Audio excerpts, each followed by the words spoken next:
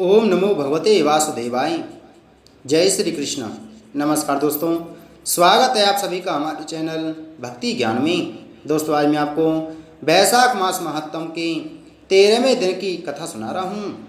धर्म वर्ण की कथा, कल की अवस्था का वर्णन, धर्म वर्ण और पितरों का संवाद एवं वैशाख की अमावस्या की श्रेष्ठता।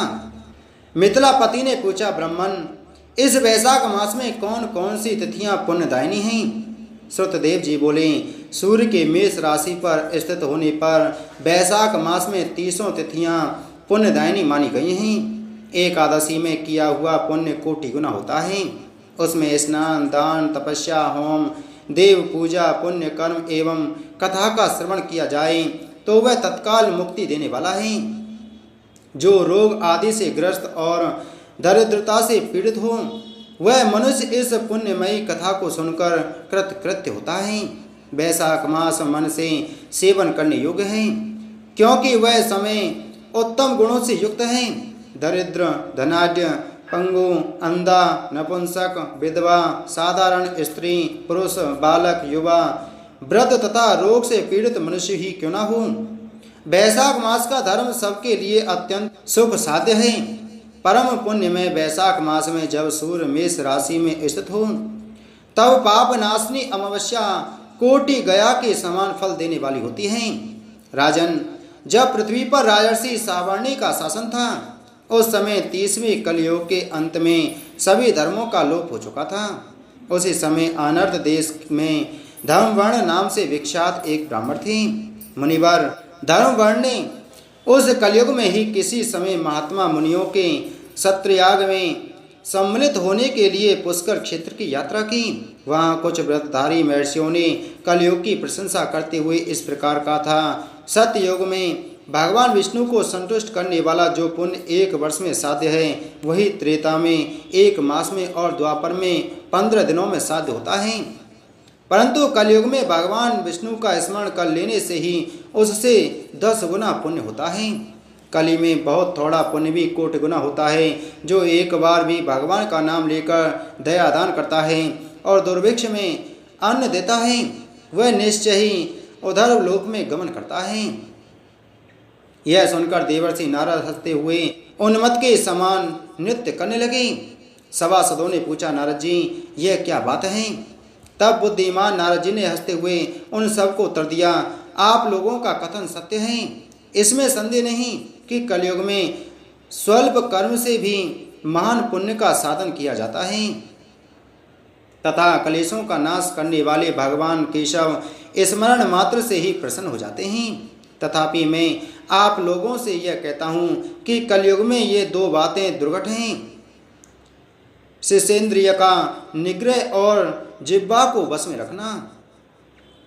ये दोनों कार्य जो सिद्ध कर लें, वही नारायण स्वरूप हैं। अतः कलयुग में आपको यहाँ नहीं ठहरना चाहिए। नारद जी की यह बात सुनकर उत्तम व्रत का पालन करने वाले महर्षि सहसा यज्ञ को समाप्त करके सुखपूर्वक चले गए। धर्मवर्ण ने भी वह बात सुनकर भूलोक को त्याग देने का विचार किया। उन्होंने ब्रह्मचर्य व्रत धारण करके दंड और कमंडलू हाथ में लिया और जटावल्कलधारी होकर वे कलयुग के अनाचारी पुरुषों को देखने के लिए घर छोड़कर चल दिए। उनके मन में बड़ा विस्मय हो रहा था। उन्होंने देखा, प्राय मनुष्य पापाचार में प्रवृत्त हो बड़े भयंकर एवं दुष्ट हो गए हैं। ब्राह्मण पाखंडी हो चले हैं, शूद्र संन्यास धारण करते हैं, पत्नी अपने पति से द्वेष रखती है, शिष्य गुरु से बैर करता है, सेवक स्वामी के और पुत्र पिता के घात में लगा हुआ है। ब्राह्मण सूत्रव्रत और गौएं बकरियों के समान हो गई हैं। वेदों में गाथा की ही प्रधानता रह गई है। शुभ कर्म साधारण लौकिक कृत्यों के ही समान रह गए हैं। इनके प्रति किसी की महत्व बुद्धि नहीं है। भूत प्रेत और पिशाच आदि की उपासना चल पड़ी है। सब लोग मैथुन में आ सकते हैं और उसके लिए अपने प्राण भी खो बैठते हैं। सब लोग झूठी गवाही देते हैं। मन में सदा छल और कपट भरा रहता है। कलयुग में सदा लोगों के मन में कुछ और, वाणी में कुछ और, तय क्रिया में कुछ और ही देखा जाता है। सबकी विद्या किसी न किसी स्वार्थ को लेकर ही होती है और केवल राजभवन में उसका आदर होता है। संगीत आदि कलात्मक विद्याएं भी राजाओं को प्रिय हैं। कली में अधम मनुष्य पूजे जाते हैं और श्रेष्ठ पुरुषों की अवहेलना होती है। कली में वेदों के विद्वान ब्राह्मण दरिद्र होते हैं। लोगों में प्राय भगवान की भक्ति नहीं होती।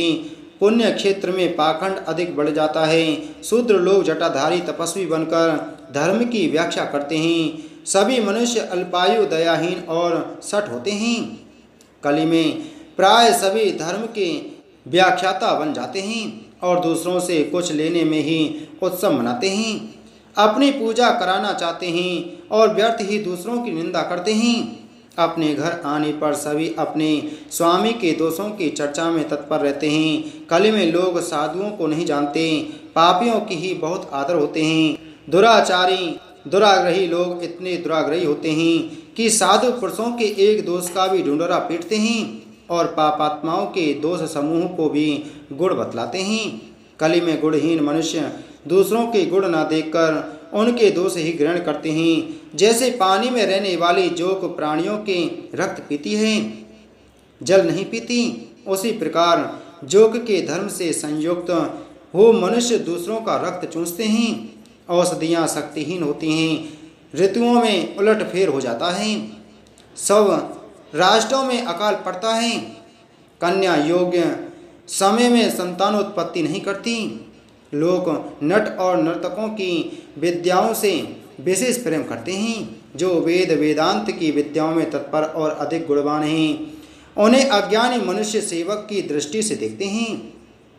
वे सब के सब भ्रष्ट होते हैं। कली में प्राय लोग श्राद्ध कर्म का त्याग करते हैं, वैदिक कर्मों को छोड़ बैठते हैं। प्राय जिह्वा पर भगवान विष्णु के नाम कभी नहीं आते।